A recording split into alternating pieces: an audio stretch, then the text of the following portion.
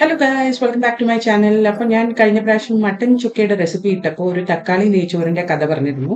അപ്പോൾ അതെൻ്റെ അമ്മൂമ്മയുടെ റെസിപ്പിയാണ്. സൂപ്പർ സിമ്പിൾ ആയിട്ടുള്ള റെസിപ്പിയാണ്. ലഞ്ച് ബോക്സിൽ കൊണ്ടുപോകാനും അല്ലെങ്കിൽ സ്പെഷ്യൽ ഗസ്റ്റിന് വേണ്ടി സെർവ് ചെയ്യാനൊക്കെ നല്ലൊരു റെസിപ്പിയാണ്. അപ്പോൾ അതിൻ്റെ വീഡിയോ ആണ് ഇന്ന് ചെയ്തത്. ഇൻഗ്രീഡിയൻസ് ലിസ്റ്റ് താഴെ കൊടുത്തിട്ടുണ്ട്. എൻ്റെ ചാനൽ സബ്സ്ക്രൈബ് ചെയ്യാനും ബെൽ ബട്ടൺ ക്ലിക്ക് ചെയ്യാനും മറക്കരുത്. ഇതേപോലത്തെ നിറയെ റെസിപ്പീസ് എൻ്റെ ചാനലിൽ കാണാം. അപ്പോൾ നമുക്ക് ഇതിലേക്ക് കിടക്കാം. ഒരു പ്രഷർ പാൻ ഞാൻ ഹൈ ഫ്ലെയിമിൽ അടുപ്പത്ത് വെച്ചിട്ട് അതിൽ നെയ്യും ഓയിലും കൂടി ചൂടാക്കി എടുത്തിട്ടുണ്ട്. ഇതിലേക്ക് നമ്മൾ പട്ട, ഗ്രാമ്പു, ഏലക്ക, ബിരിയാണി ഇല, പിന്നെ കുറച്ച് പെരിഞ്ചീരകമൊക്കെ കൂടി ആഡ് ചെയ്തിട്ട് അതൊന്ന് മൂപ്പിച്ചെടുക്കണം. അതൊന്ന് മൂത്ത് വരുമ്പോൾ അതിലേക്ക് നമുക്ക് ഇഞ്ചി, പച്ചമുളക്, വെളുത്തുള്ളി ആഡ് ചെയ്ത് കൊടുക്കാം. അതൊന്ന് ചതച്ചെടുത്തിരിക്കുകയാണ്. ഇനി ഇതൊന്ന് മിക്സ് ചെയ്തിട്ട് ഇതിന്റെ പച്ച മണം പോകുന്നത് വരെ ഒന്ന് കുക്ക് ചെയ്തെടുക്കാം.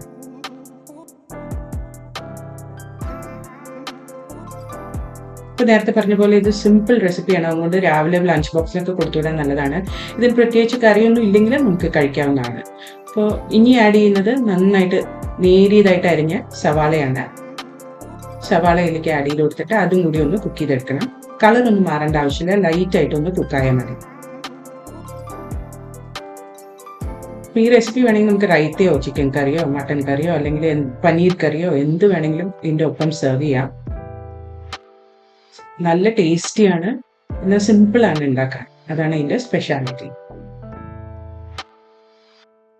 അപ്പോൾ നമ്മുടെ ഉള്ളി ഒന്ന് മിക്സ് ചെയ്ത് കുക്കായിട്ട് വന്നിട്ടുണ്ട്. ഇനി ഇതിലേക്ക് നമുക്ക് നേരിയതായിട്ട് അരിഞ്ഞ തക്കാളി ചേർത്ത് കൊടുക്കാം. ഇനി തക്കാളിയും കൂടി ഇട്ടിട്ട് ഇത് നന്നായിട്ട് മിക്സ് ചെയ്തിട്ട് തക്കാളി ഒന്ന് സോഫ്റ്റ് ആവുന്ന വരെ നമുക്കിതൊന്ന് കുക്ക് ചെയ്തെടുക്കാം.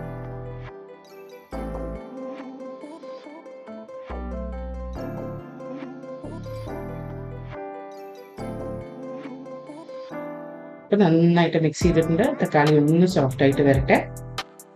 ഇപ്പം നമ്മുടെ തക്കാളി റെഡി ആയിട്ടുണ്ട്. ഇനി ഇതിലേക്ക് നമുക്ക് ചൂടുവെള്ളം ഒഴിച്ചു കൊടുക്കാം. അപ്പം ഞാൻ 1 കപ്പ് അരിയാണ് എടുക്കുന്നത്. അപ്പം അതിന് കണക്കിന് 2 കപ്പ് വെള്ളമാണ് ഞാൻ ഒഴിക്കുന്നത്. തിളച്ച വെള്ളമാണ് ഒഴിക്കുന്നത്. ഇനി ഈ വെള്ളം ഒഴിച്ചിട്ട് ഇതിലേക്ക് ആവശ്യത്തിന് ഉപ്പും കുറച്ച് നെയ്യും കൂടെ ചേർത്തു.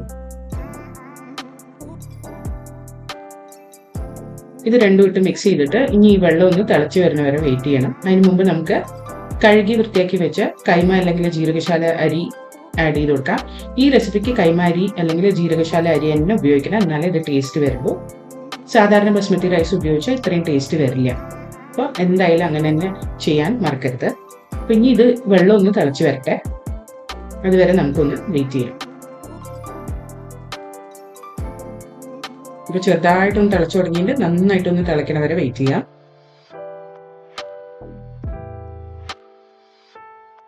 നമ്മുടെ വെള്ളം നന്നായി തിളച്ചു വന്നിട്ട് ഇനി കുക്കറിനെ മൂടിയിട്ടിട്ട് ഹൈ ഫ്ലെയിമിൽ ഒരു 2 വിസിൽ വരെ ഇത് കുക്ക് ചെയ്ത് എടുക്കാം. എന്നിട്ട് അത് സ്വിച്ച് ഓഫ് ചെയ്തിടാം. കുക്കറിലെ പ്രഷറൊക്കെ റിലീസ് ചെയ്തതിന് ശേഷം ഞാനത് തുറന്നിട്ടുണ്ട്. ഇനി ഒരു ഫോക്ക് വെച്ചിട്ട് ഇതിങ്ങനെ ലൈറ്റായിട്ടൊന്ന് മിക്സ് ചെയ്ത് കൊടുക്കുക. അതിൻ്റെ മുകളിൽ കൂടി കുറച്ച് മല്ലിയില അരിഞ്ഞത് ആഡ് ചെയ്ത് കൊടുക്കുക. എന്നിട്ട് ഈ കുക്കറിൽ തന്നെ അടച്ചിട്ട് വെച്ചാൽ മതി. കഴിക്കാൻ നേരത്തെ എടുക്കുക. അപ്പോൾ ഇതിൻ്റെ കൂടെ റൈത്തയോ ഏത് കറി വേണമെങ്കിലും കഴിക്കാം. അപ്പം നിങ്ങളിത് വീട്ടിൽ ട്രൈ ചെയ്ത് നോക്കുക, ലഞ്ച് ബോക്സിൽ കൊടുത്തയച്ച് നോക്കുക, എന്നിട്ട് എന്നെ അറിയിക്കുക. അതുവരെ ബൈ.